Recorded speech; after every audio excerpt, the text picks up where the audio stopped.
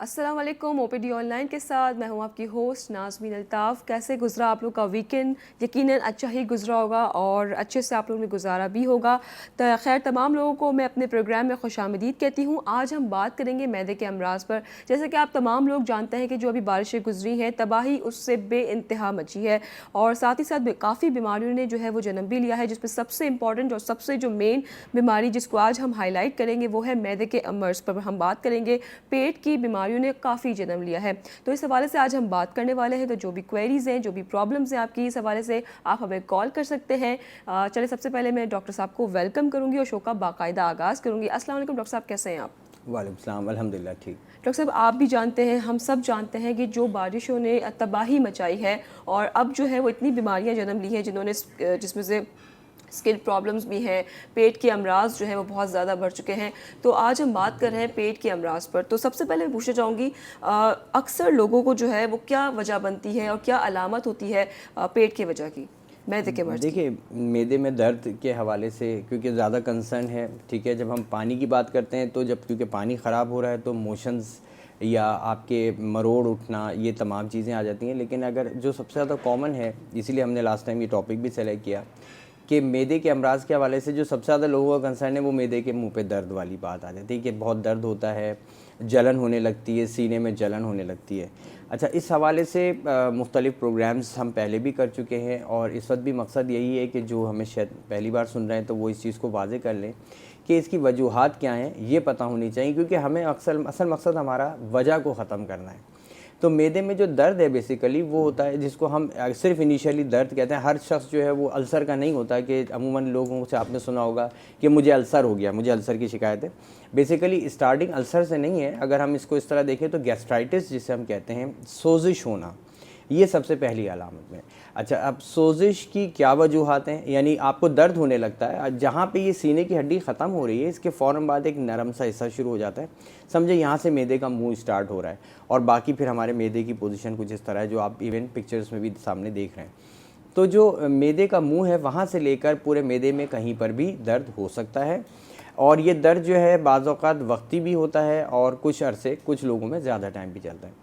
इसकी अगर वजह की हम बात करें तो सबसे ज़्यादा जो कॉमन वजह है, शायद लोग इसको ना समझें या यकीन करें कि जो हम मेडिकेशंस की हमने जैसे बात की थी, सेल्फ़ मेडिकेशंस, ये जितने पेन किलर्स हैं, non steroidal anti inflammatory drugs हैं, इवन जहाँ पे स्टेरॉइड्स लोग यूज़ करते हैं, ये एक बहुत बड़ी वजह है कि जिसकी वजह से आपको आहिस्ता आहिस्ता गैस्ट्राइटिस डेवलप होता है, यानी शुरू में सोजिश डेवलप होती है और फिर यही चीज़ आगे बढ़ के अल्सर की शक्ल इख्तियार कर जाती है। अच्छा, इसमें अब जब तक पेन की हम बात करें तो पेन शुरू में जैसे होता है ना कि बिल्कुल आपको एक जगह डल पेन हो रहा है, फिर बहुत बढ़ता चला गया, उसके बाद ऐसा चीज़ है कि जलन ऊपर की तरफ आ रही है, तेज़ाबियत ऊपर की तरफ आ रही है। ये बात ज़हन में रखें कि जो मैदे की तेज़ाबियत है वो इंतहाई शदीद होती है। मतलब 1.5 टू 3.5 जो है वो इसकी एक रेंज है पीएच की। तेज़ाब को जो है वो पीएच की रेंज से देखते हैं तो 1.5 से 3.5 तक वेरी करती है और तकरीबन 10 से 100 ml तक जो है वो आपका तेज़ाब रिलीज़ होता है डेली बेसिस पे। अब ये जो तेज़ाब का रिलीज़ होना है ये एक कुदरती अमल है कि जब आप दस्तरखान पे बैठते हैं, आप खाने के लिए बैठते हैं तो एक जैसे माहौल बनना कहते हैं, आप कहते हैं ना मुंह में पानी आ रहा है, तो ये जो मुंह में पानी का आने का ये एक रिफ्लेक्स की तरह है। इसी तरीके से उसी दौरान मैदे में तेज़ाबियत का अमल भी शुरू हो जाता है क्योंकि मैदा अपने आप को प्रिपेयर कर रहा होता है कि जी अब खाना आ रहा है। अब पॉइंट आता है कि हम क्या खा रहे हैं। इसके लिए अमूमन जी ये लफ्ज़ होता है कि जी मिर्च मसालों की चीज़ों को अवॉइड करना चाहिए क्योंकि इससे मैदे में दर्द होता है, ठीक है ना। ऑयली चीज़ें भी, जैसे ऑयली चीज़ें, बिल्कुल। अब पॉइंट ये कि ये मिर्च मसाले क्या जलन पहुंचाते हैं, कैसे जलन पहुंचाते हैं, इसकी एग्जांपल मैं इस तरह समझाना चाहूँगा। जो लोग किचन में काम कर रहे होते हैं, मर्द हज़रात भी करते हैं, ऐसा नहीं है। ये जो आप कभी हरी मिर्च काटते हैं ना, तो हरी मिर्च जब आप ज़्यादा काटते हैं हाथों से या आप कोई मसाला मिला रहे हो तो आपको थोड़ी देर में हाथों में जलन महसूस होने लगती है। जबकि ऐसा देखा जाए तो बज़ाहिर यहाँ पे कोई ऐसी कोई छिलन नहीं है, कोई रगड़ नहीं लगी हुई, कोई चोट नहीं है, लेकिन उसके बावजूद आपके हाथ जो है वो जलने लग जाते हैं। इसका मकसद ये कि वो अपनी तासीर रखती है और जज्ब होकर अपना असर करती है।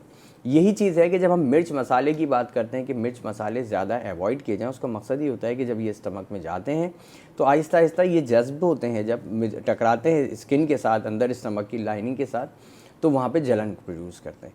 तो कोशिश करें कि इसको अवॉइड करें, जो सबसे ज़्यादा इम्पॉर्टेंट है। ठीक है डॉक्टर साहब, अभी जैसे कि आप जानते हैं कि हालिया बारिशें हुई, उस पर काफ़ी तबाही मची है। लोग अक्सर जो है वो जिन्होंने हॉस्पिटल का रुख किया है वो पेट के दर्द की शिकायत पे गए हैं, तो क्या करना चाहिए ऐसी सूरत हाल में, क्या आप अच्छा गाइड देखिए, करेंगे? जैसे हम फिर वहीं आते हैं कि जी सेल्फ मेडिकेशन एक तरफ तो हम करते हैं थोड़ी बहुत और ये जाहिर सी बात है इतना पॉसिबल नहीं होता कि आपके ज़रा सा मैदे में दर्द हो और आप डॉक्टर्स की तरफ रश करें अनलेस एंड अनटिल के सिम्टम्स बढ़ते चले जा रहे हो कि आपने अपने तौर पे मिसाल के तौर पे दही का इस्तेमाल कर लिया, आपने दूध का इस्तेमाल किया, ठंडे पानी का इस्तेमाल किया, या और आपने कोई जैसे कोई रोटी खा ली, यानी मिर्च मसालों को अवॉइड किया, फिर भी आपको दर्द बढ़ रहा है, या आपने जो OTC प्रोडक्ट्स हैं जो मार्केट में अवेलेबल हैं, सफ़ेद सिरप्स आते हैं मुख्तलिफ़ किस्म के, सस्पेंशंस हैं, वो आपने इस्तेमाल किए तब भी आपके दर्द में कमी नहीं आ रही, तो ऐसी सूरत में आप ज़रूर डॉक्टर से रुजू करें। ये जो अभी बारिशों के सिलसिले में जरासीम ज़्यादा स्प्रेड हो रहे हैं, डस्टी बहुत हुआ है एनवायरनमेंट, और अभी जो कहते हैं ना खुश्क होने के बाद धूल उड़ती है, तो इसकी वजह से चीज़ों पे बैठती है, और आप बल्क क्वांटिटीज़ में जो चीज़ ले रहे हैं वो है पानी। अब पानी बॉईल करके सिर्फ बॉईल करने से अब खाली मसरफ जो है ना हल नहीं हो रहा। उसकी वजह ये है कि आपने देखा होगा थोड़ा सा पानी कई जगहों पर जो सुनने में आया कि गदला भी आ रहा है, यानी उसमें डस्ट भी शामिल है, तो ऐसी सूरत में बैक्टीरिया भी उसके अंदर शामिल हो रहे हैं क्योंकि मिला है पानी। तो इसको अवॉइड करने के लिए बेहतर तो ये कि आप फ़िल्टर्ड वाटर लें, मिनरल वाटर जहाँ पॉसिबल हो, वरना एटलीस्ट इसको फ़िल्टर्ड वाटर अब तो हर जगह पे अवेलेबल है, उसका इस्तेमाल करना बहुत ज़रूरी है। ये ठीक है डॉक्टर साहब, अक्सर देखा गया है कुछ अफराद को पेट में बहुत ज़्यादा गैस का मसला होता है, तो उस हवाले से आप क्या कहना चाहेंगे? अच्छा, अब देखिए बात ये है कि तेज़ाब क्योंकि बढ़ रहा है, तेज़ाब की यानी जो सेक्रेशंस हो रही हैं वो किस लिए होती हैं? खाना हज़म करने के लिए, जो कुछ भी उसमें कंटेंट जा रहा है। जैसे आपने कहा कि पेट का फूलना, अब हमारी ग़िज़ा में क्या चीज़ ज़्यादती के तौर पे जा रही है जो कि नहीं जानी चाहिए। एक बैलेंस डाइट अगर नहीं है, ऑयली चीज़ें ज़्यादा हैं, प्रोटीनस डाइट हम ज़्यादा ले रहे हैं, यानी गोश्त का इस्तेमाल हम ज़्यादा कर रहे हों, चिकनी चीज़ों का इस्तेमाल ज़्यादा कर रहे हो, तेज़ाब भी उसी हिसाब से रिलीज़ होगा। आपने सिर्फ एक सिंपल वर्ड्स में आप समझें कि जब कभी भी आप तेज़ाब को सफाई के लिए भी हम यूज़ करते हैं ना, ऐसे होता है घर में, आप तेज़ाब कभी कहीं डालते हैं, आपने देखा होगा झाग बनते हैं, फ्यूम्स बनते हैं उसके, और धांस भी बनती है, धांस भी उड़ती है। इसी तरीके स्टमक में भी जो एसिड रिलीज़ होता है और उसकी अच्छी खासी pH है, और ये pH जो है वो फिर गैसेस भी प्रोड्यूस कर रही होती है। तो अब एसिड से जो गैस बनेगी, अगर तो फ़र्ज़ करें कि आगे की मूवमेंट आंतों की किसी भी वजह से मुतासर होगी, तो ऐसी सूरत में फिर आपका पेट जो है वो एब्डोमिनल जिसे आप कहते हैं डिस्टेंशन होना, पेट का फूलना भी आएगा। और बात ये होता है कि खाना जो कहते हैं मेदे के मुंह पे वो रखा हुआ है, आपका दिल नहीं चाह रहा होता, उसकी वजह यही होती है दिल ना चाहने की खाने की, क्योंकि वो आगे की तरफ नहीं बढ़ रहा होगा तो फिर डेफिनेटली दिल नहीं चाहेगा। तो पेट फूलने की बहुत सारी वजूहत है, इंटेस्टाइनल मोटिलिटी है जिसे पेरिस्टाल्सिस कहते हैं, इसमें अगर फ़र्क आएगा तो डेफिनेटली उसकी वजह से भी पेट फूलेगा, आंतें भी फूलती हैं। और अगर हम सही तनासुब से नहीं खा रहे, और जैसे कहते हैं ना 3 हिस्से पानी, हवा और खाने का, अगर हम ये नहीं ख्याल रखेंगे डेफिनेटली तो उसमें गुंजाइश नहीं रहती है, एसिड बहुत ज़्यादा प्रोड्यूस हो रहा होता है और उसकी वजह से गैसेस भी बनती हैं। डॉक्टर साहब, अक्सर लोग कंप्लेन करते हैं कि वो कुछ भी खा लेते हैं या पानी भी पी लेते हैं तो उनको लगता है कि उनका पेट बहुत फूल गया है, तो उसकी क्या वजह, यही वजह बनती है? जी, अमूमन जो है वो असल में एक बैलेंस है, एक तेज़ाब का बनना और कितनी मिकदार में और किस वक्त बनना चाहिए। अगर गैर ज़रूरी तौर पे जैसे मैंने कहा कि पेन किलर्स हम यूज़ कर रहे होते हैं, मुख्तलिफ जो मिडिल एज या ओल्ड पेशेंट्स हैं, आपने देखा होगा मेडिसिन जोड़ों के दर्द के हवाले से या और अमराज के लिए रेगुलर बेसिस पे वो रख रहे होते हैं, तो ऐसी सूरत में ये मुस्तकिल तौर पे जो एक प्रोटेक्टिव लेयर है स्टमक की, उसको भी डिस्टर्ब कर रहा होता है। फिर इसके साथ साथ एक बैक्टीरिया जो हम जिसे एच पायलोरी का जिक्र होता है, अब तो काफ़ी लोगों में इस हद तक अवेयरनेस हो गई है कि वो समझते हैं कि एक ऐसा बैक्टीरिया है। एक्चुअली ये क्या करता है कि ये जो मैदे की जो प्रोटेक्टिव लेयर है जिसे म्यूकस कहते हैं, उसको खाना शुरू कर देता है। ठीक है। तो अब जाहिर बात है जब म्यूकस लाइनिंग हट जाएगी, प्रोटेक्शन हट जाएगी, तो तेज़ाब जो है वो स्किन से जाके स्टमक के अंदर की लेयर से टकराएगा और फिर जो तकलीफ का सबब बनेगा। तो डॉक्टर साहब, क्या गलत ग़िज़ाएँ ही जो है वो पेट दर्द का सबब बनती है? देखें, जैसे अभी कहा ना मेडिसिन के हवाले से अगर हम देख लें तो मेडिसिन का बहरहाल रोल है कि हमें अवॉइड करना चाहिए। स्टेरॉइड्स हैं वो अवॉइड करनी चाहिए। यहाँ पर तो हमारे मुल्क में अल्हम्दुलिल्लाह अल्कोहल का इतना कोई फ्रिक्वेंसी नहीं और ना होनी चाहिए। स्मोकिंग है वो भी एक फैक्टर है। इसके अलावा अगर आप देख लें तो जैसे मिर्च मसालों की हमने बात की, इसके अच्छा स्ट्रेस, दूसरी जो कॉमन वजह है वो है स्ट्रेस और एंग्जाइटी। अमूमन ज़्यादातर जो देखने में आता है, इवन यंग एज के अंदर आप देखते हैं कि जी अब अल्सर की, अब गैस्ट्राइटिस की शिकायत हो रही है, जो कि इस एज में नहीं होनी चाहिए। उसकी मेन वजह जो है वो स्ट्रेस है। स्ट्रेस की सूरत में आपकी पूरी बॉडी के जैसे से कहते हैं ना सिक्रीशंस बढ़ती हैं, तो हाइड्रोक्लोरिक एसिड है जो तेज़ाब है वो भी सिक्रीशंस बढ़ेंगी उसकी। बाद वक्त आपको जब स्ट्रेस में होंगे तो आपको खाने का दिल नहीं चाह रहा होता, लेकिन दिल नहीं चाह रहा होता, एसिड तो रिलीज़ हो रहा होता है। अब वो एसिड को न्यूट्रलाइज करने के लिए आप कुछ कंटेंट लेंगे ही नहीं, तो वो तेज़ाब मैदे में काफ़ी देर तक रहेगा और जो नुकसान पहुँचाना शुरू करेगा। तो डॉक्टर साहब जो आप कह रहे हैं तेज़ाब या अल्सर, क्या ये ट्रीटेबल है या ये जो है वो कभी ठीक हो सकता है या फॉर एवर ही रहता है? अच्छा सवाल किया। देखिए गैस्ट्राइटिस के लिए तो हम कहते हैं क्योंकि सोजिश जब तक है तो वो तो हील हो जाती है। ठीक है। अल्सर के लिए कहा जाता है कि once an ulcer patient always an ulcer patient. एक दफ़ा अल्सर हो गया, डिसकंटिन्यूएशन हो गई, लाइनिंग की जो मुस्तकिल एक तरह कंटिन्यूटी एक लेयर है ना, वो लेयर कहीं से झिल्ली हट गई है, बहुत मुश्किल होता है कि वहाँ पर को कहते हैं ना कि आपने बिल्कुल हर तरफ से कोई तेज़ाब टच ना हो फिर वो हील हो। It's very difficult. तो इसीलिए अल्सर के पेशेंट जो हैं वो ऑफ एंड ऑन उनको मेडिसिन रेगुलर रखनी पड़ती हैं और ये पेन लाइफ टाइम जिसे कहते हैं कभी और कम डॉक्टर कभी साहब जो ज़्यादा एहतियात है वो खाने पीने में करनी चाहिए, लाइक बिल्कुल मिर्च करें, मसाले या बिल्कुल रोगनी करें। खाने जो है बिल्कुल, वो आप अवॉइड कीजिए। डॉक्टर साहब दूसरी बात मैं ये पूछना चाहूँगी, जो आजकल मसला चल रहा है पानी, तो आप ये कह रहे हैं कि पानी उबाल कर पिए, बॉयल करके फिल्टर भी पिए, बॉयल भी फिल्टर। करें। तो कोई ऐसी ग़िज़ाएँ हैं या कोई ऐसी मेडिसिन बिल्कुल। जो हमें अपनी फर्स्ट एड में रखनी अच्छा चाहिए? देखें, जी हाँ जी बिल्कुल सही है। देखें कुछ ग़िज़ाओं की जहाँ तक मैं बात कहूँ तो वो चीज़ें जो मैदे को थोड़ा सुकून पहुँचाती हैं वो भी हमें ध्यान में रखनी चाहिए।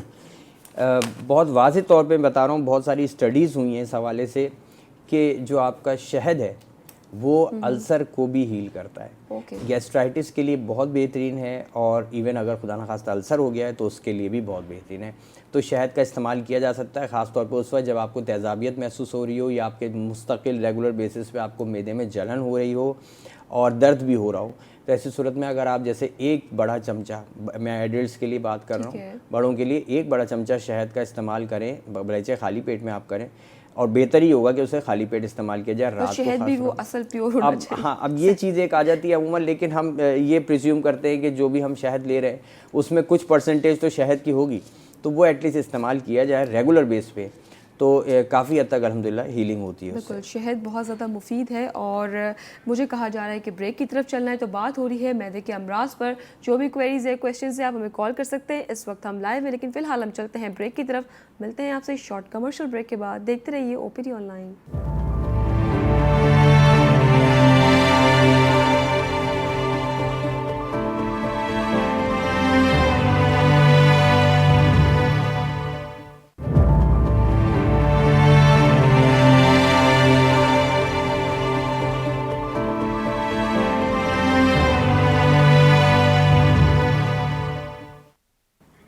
Welcome back from the break. आप देख रहे हो ओपीडी ऑनलाइन। बात हो रही है मैदे के अमराज पर।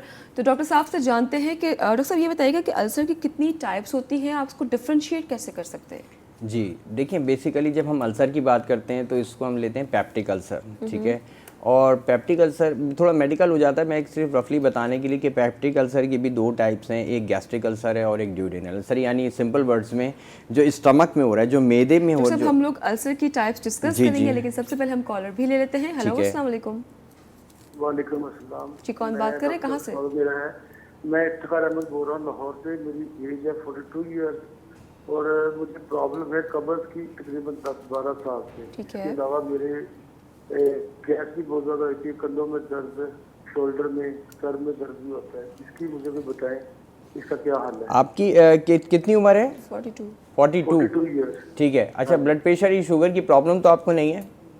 नहीं, शुगर की प्रॉब्लम है, ब्लड प्रेशर की नहीं है। अच्छा, शुगर की प्रॉब्लम कितने अरसे से आपको? तकरीबन 4 साल हो गए। 4 साल। और वज़न आप अपना बताइएगा। मेरा वजन है जी 85 है। 85 है। आपको लगता है, हाइट मैंने आपसे शायद नहीं पूछी, लेकिन हाइट के हिसाब से आपका वज़न ज़्यादा लगता है आपको?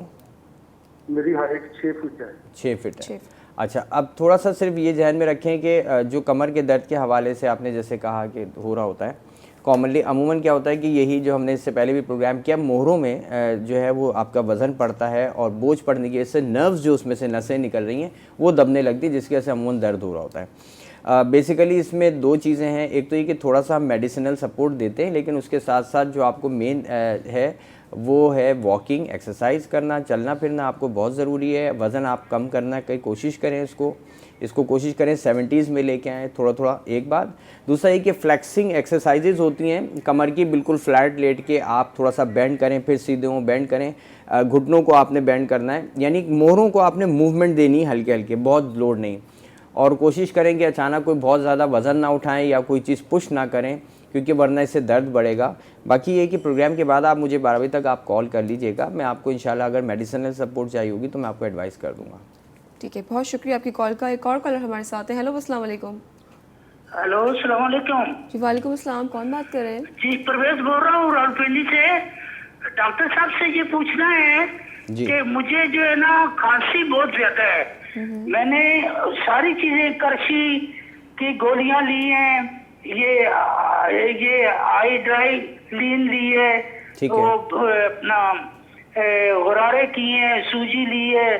तो 2 माह से तकरीबन जो है मुझे ये खांसी नहीं खत्म हो रही मेरी। अच्छा परवेज साहब, आप एक तो ये आप अपनी उम्र बताइएगा, दूसरा ये कि खांसी जो आपको खुश्क है या बलगमी खांसी है, नज़ला रहता है? खुश्क भी है डॉक्टर साहब और बलगमी भी है। ठीक है, और मेरी उम्र जो है 70 इयर्स है। माशाल्लाह, ठीक है जी, ठीक हो जाएगी। तो चलें, खांसी 2 माह से खत्म नहीं हो रही है। ठीक है, टीके भी लगा चुका हूँ, इंजेक्शन भी लगवाए हैं। अच्छा, ब्लड प्रेशर के लिए आप कोई दवाई ले रहे हैं, मेडिसिन खाते हैं? जी, ब्लड प्रेशर के लिए ले रहा हूँ मैं। अच्छा, ठीक है, चलिए, कोई ऐसे परेशान नहीं हो, इंशाल्लाह इसमें बेहतरी आएगी। आप मुझे प्रोग्राम के बाद कॉल कर लीजिएगा परवेज साहब, तकरीबन 12 बजे तक, ठीक है, जो नंबर आपके सामने डिस्प्ले हो रहा है। तो इंशाल्लाह मैं आपको इस हवाले से मेडिसिन भी एडवाइस कर दूंगा, और एक आध चीज़ जो डिटेल थोड़ी सी इन्फॉर्मेशन आपसे और चाहिए होगी मैं ले लूँगा। बहुत शुक्रिया। ठीक है, बहुत शुक्रिया आपकी कॉल का। डॉक्टर साहब का नंबर आपकी स्क्रीन में मौजूद है, आप उन्हें कॉल कर सकते हैं शो के आधे घंटे बाद। डॉक्टर साहब, आप बता रहे थे कि कौन सी टाइप्स होती है। एक और कॉलर ने हमें ज्वाइन कर लिया, उनकी बात सुन लेते हैं। हेलो, अस्सलाम वालेकुम। वालेकुम अस्सलाम। मैं ये पूछना चाहता हूँ कि अंडा खाने से तेजाबियत बढ़ती है? अच्छा, ठीक है, इसके अलावा कोई सवाल नहीं है, मतलब बस यही पूछना। अंडे के हवाले से नहीं, ठीक है। देखिए, एक्चुअली बॉइल्ड एग जब हम यूज़ करते हैं तो ऐसा उससे कोई तेजाबियत नहीं बढ़ रही होती, लेकिन जब अंडा जो है आप फ्राई करके खाते हैं, जो उसमें ऑयल यूज़ करते हैं या घी में या बटर में, किसी भी चीज़ में, तो डेफिनेटली उसमें चांसेस हो सकते हैं कि आपका जो है वो, क्योंकि आप जो अंडा है वो ज़्यादा आप या तो रोटी, पराठे या किसी चीज़ के साथ खाएंगे, तो ऐसी सूरत में चांसेस हैं। कोशिश किया करें जब भी अंडे का इस्तेमाल करें तो आप उसके बाद फ़ौरन बाद चाय बहुत ज़्यादा या पानी का इस्तेमाल नहीं करें, तो तेजाबियत इंशाल्लाह नहीं होगी ऐसा। ठीक है, बहुत शुक्रिया आपकी कॉल का। डॉक्टर साहब, वैसे भी आप हमेशा कहते हैं, इनफैक्ट ये बात भी है कि आप जब भी खाना खाएं तो उसके ऊपर पानी ना लिया करें, इससे तेजाबियत जो है वो और मजीद बढ़ जाती है। डॉक्टर साहब, आप बता रहे थे कि क्या टाइप्स होती हैं और डिफरेंशिएट कैसे कर सकते हैं? बहुत सिंपल सी है। देखिए, मैं कहा ना, एक स्टमक में यानी मैदे के अंदर अगर कोई अल्सर हो रहा है तो उसे हम गैस्ट्रिक अल्सर कहते हैं। मैदे के फ़ौरन बाद एक छोटी सी नाली शुरू होती है, आप पिक्चर्स भी आपके सामने जो विजुअल नज़र आ रहा है उसमें आप देख रहे होंगे, एक छोटा सा सी शेप कर्व्ड है, यहाँ पर अगर कोई अल्सर होगा तो इसे ड्यूडेनल अल्सर कहा जाता है। अच्छा, अब इन दोनों में डिफ्रेंशिएट कैसे करते हैं? बहुत इजी है। जब कभी भी आपने खाना खाया और उसके बाद आपका दर्द मज़ीद बढ़ गया पेट का, तो ये इसे हम गैस्ट्रिक अल्सर कहते हैं, यानी ये वो अल्सर है जो कि मैदे में है। लेकिन ऐसा दर्द जो कि पहले हो रहा हो, काफ़ी आपको ऐठन हो रही हो, तकलीफ़ हो रही हो, बोझ महसूस हो रहा हो, और उसके बाद जब आपने कुछ खा लिया तो आपको आराम महसूस होने लगा, इसे हम ड्यूडेनल अल्सर कहेंगे। इसे हम ड्यूडेनल कहते हैं। कॉलर ने भी हमें ज्वाइन किया है। हेलो, अस्सलाम वालेकुम। हेलो, वालेकुम अस्सलाम।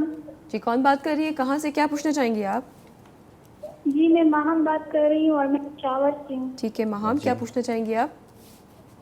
जी, मेरा जो है ये 4-5 साल से मसला है, मेरे पेट में दर्द रहता है। ठीक है, और पेट में बहुत शदीद दर्द।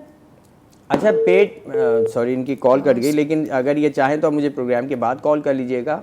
अमूमन जैसे ये बात हो रही है कि अल्सर के अंदर जो है वेरी कर जाता है। कोई कॉलर अगर नहीं है तो मैं अपनी बात करती, ठीक है, कि इसमें जो अभी हमने जैसे कहा हमारे पास थोड़ा वक्त जी, बस मैं यही कहूँगा कि इस टॉपिक को इंशाल्लाह हम कल भी कंटिन्यू रखेंगे, ताकि क्योंकि बहुत सारी चीज़ें हैं जो मैं भी चाहूँगा लोगों में वाज़ेह हो, मेडिसिन के हवाले से भी और ग़िज़ा के हवाले से। बिल्कुल, बहुत बहुत शुक्रिया डॉक्टर साहब आपके कीमती टाइम का। और डॉक्टर साहब, हम माहम का भी जो सवाल है, जो उनके पेट में अक्सर दर्द रहता है, 2 साल से कंप्लेन कर रही है, उसका भी हम जवाब देंगे कि कुछ लोगों को ये बड़ी प्रॉब्लम रहती है कि डेली बेसिस पे उनको इस प्रॉब्लम्स को फेस करना पड़ता है। और कल भी हम इसी टॉपिक को डिस्कस करेंगे, तो जो भी प्रॉब्लम्स हैं, जो भी क्वेरीज हैं, आप हमसे डिस्कस कर सकते हैं, हमें कॉल कर सकते हैं। कल हम इसी टाइम पे हम मौजूद होंगे, same time, same channel, same topic के साथ। तब तक अपने घर वालों का सबका ख्याल रखिए। मुझे, डॉक्टर साहब को, मेरी पूरी टीम को दीजिएगा इजाज़त। अल्लाह ने के पास अपना ख्याल रखिए।